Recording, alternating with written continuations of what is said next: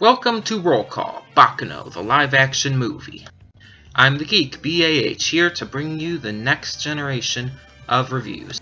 Today we have a very special event, as I will be casting the roles for a live-action Baccano movie.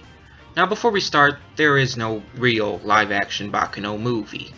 This is just who I would personally cast if they did decide to make a movie. These are my choices, and they are based on different decisions, on the characters, on the actor's acting ability, on appearance. There's a lot of different factors that went into this. Some characters were pretty easy to cast, but others were a lot harder. And honestly, that's not necessarily a bad thing. Because when the characters are harder to cast, it means that the characters are so unique, so different, so just amazing, that how could you think of anyone who could portray them properly? So, without further ado, I bring you my choices, in order, from easiest to cast to hardest to cast, for Baccano, the live-action movie.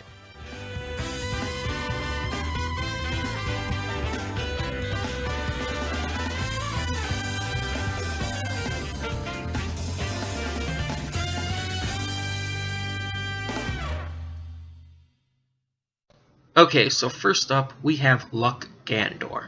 He was probably an easy one to cast, so who should play him? Well, there's only one person I really thought about playing Luck.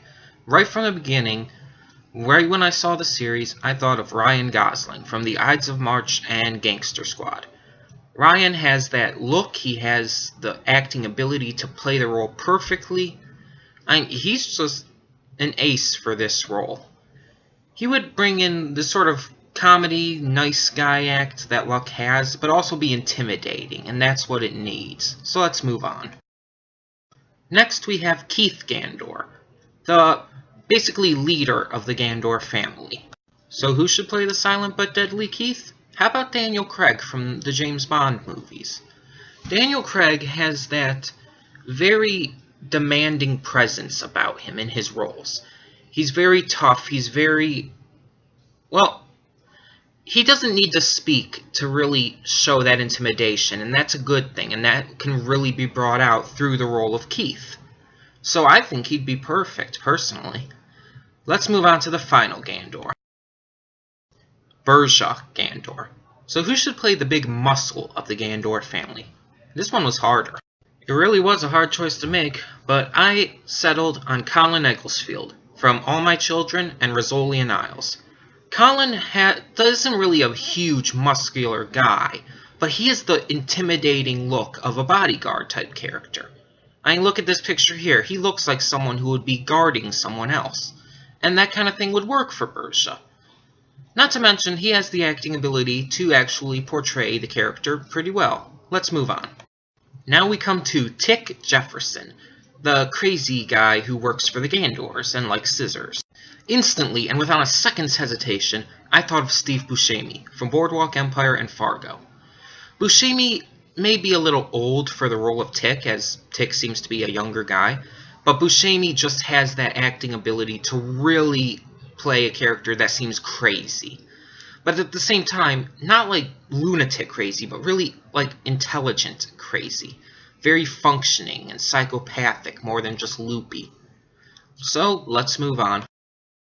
Now we have Jacuzzi Splott, the crybaby badass who is bipolar as they come. So who would be perfect? How about Logan Lerman from Percy Jackson and The Perks of Being a Wallflower? Logan may not be like the kind of crybaby actor, but his young talent is actually pretty good. He could easily portray someone who seems out of his league and out of his depth in the world that's going on around him. At the same time, I mean, I'm sure he could do like the little crying scenes as well. I mean, he's a great actor, and which is surprising for someone so young. Next up, we have everyone's favorite explosions expert, Nice Hollystone. So who should play the girl that gets turned on by a little boom boom pow? How about Karen Gillan? Karen Gillan is best known for playing Amy Pond in Doctor Who. She's a very wild and rambunctious actor, or actress if you prefer, who can really show a lot of really wild fun to her character, like Nice shows in the anime. I believe that, sure, she would have to dye her hair blonde or something, or wear a wig, but that's not a big problem. She could do it. So, who's next? The scumbag of the Genoards, Dallas Genoard. This one wasn't too hard to figure out, so let me introduce you to Michael C. Hall. Michael Hall is best known for playing the lead character in the show Dexter. Now, I've only seen maybe a couple episodes of Dexter while at college in my dorm room with my dorm roommates. But from what I've seen, Dexter seems to be like a calm, cool, collected serial killer. And that's interesting, because he doesn't seem to get excited easily, or maybe in the episodes I saw. However, the amount of depth this actor can bring really would work for Dallas, making him wild and crazy. Not to mention, he just has the look. He could easily portray Dallas in every possible way. So, who's next on the list? It's Eve Genoard, Dallas's younger and more innocent sister. So who should play Eve? Well, how about Chloe Moretz from Kick-Ass and the upcoming Carrie remake? Yes, Chloe, oh my goodness. Chloe seems a little old to play the role, true. But at the same time, I honestly think she could do it. She was obviously chosen, well, to portray the badass hit girl in Kick-Ass. But at the same time, she's also portraying Carrie, who's kind of restricted. So if she's playing Carrie, who's very introverted like that, I think she could easily play Eve. It would work. So now we have Misa Avaro, of the Adriana Avis and the Martillo family. So who did I choose to portray him? Stephen Moyer. Stephen Moyer is best known for True Blood and Prince Valiant. He's a pretty good actor from what I've seen. I haven't seen a lot of him, to be honest, but he has the look, and what I have seen of him, he has the style to portray Misa. Now, personally, Misa is a big character in the show, and I think he could portray it well, but honestly, I don't know. Misa was a little tricky to cast.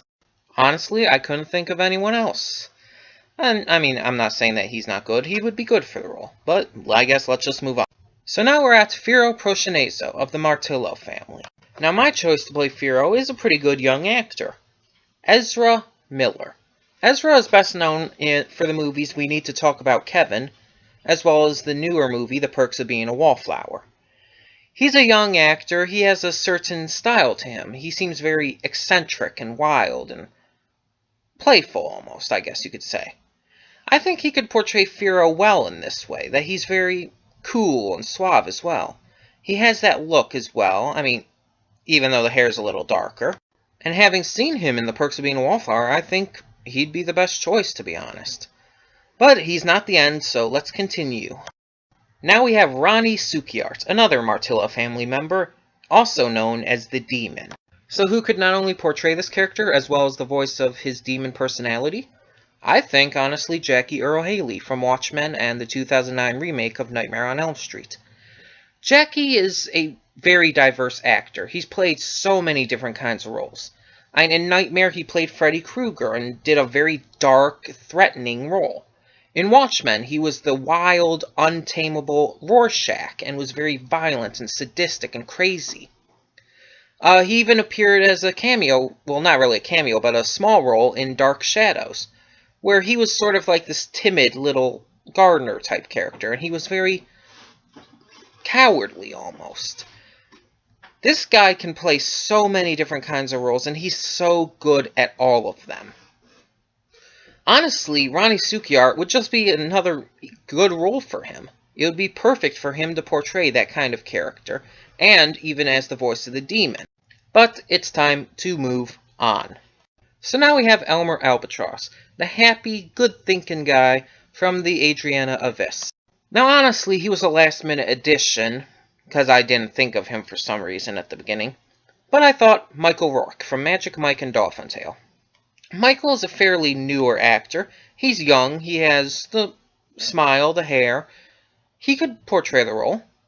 And I don't know a lot of Michael Rourke's stuff. I haven't actually seen either Magic Mike or Dolphin Tale. But from some clips I've seen online, he could do it. It wouldn't be a huge role anyways. So yeah, I mean, I couldn't figure out anyone else who would be good for the role. Let's continue. Now we have Sizzlard Quates, the main villain of the series, basically, more or less. And when I think of someone who's so evil like this, I think of Christopher Lee. Christopher Lee is known for playing bad guys, such as Dracula and Saruman in Lord of the Rings.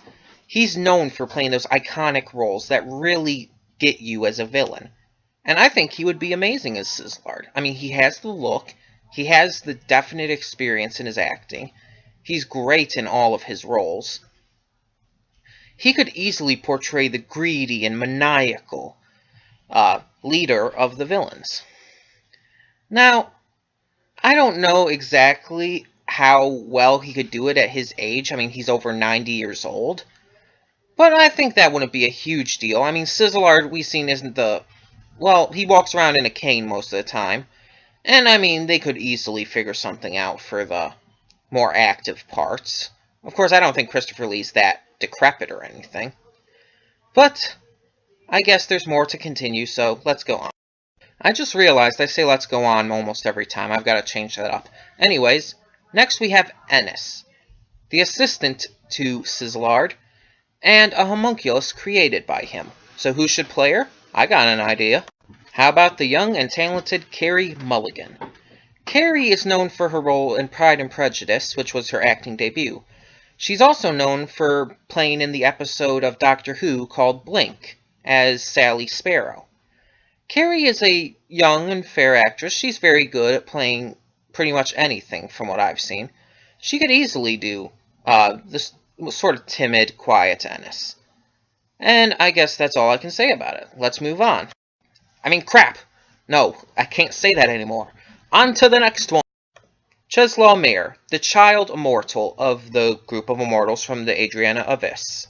Personally, for me, the best choice is Asa Butterfield, best known for his roles in The Boy in the Striped Pajamas and Hugo. He's shown to have a sort of naive look, but as shown in Hugo, he can also be very adventurous and straightforward. And that's good, because that's how Cheslaw's, could be portrayed. When he's trying to pretend to be just a little kid, he could be quiet and timid. And then when he's being himself, be a little more aggressive. And Asa could portray that well. Let's see who's next.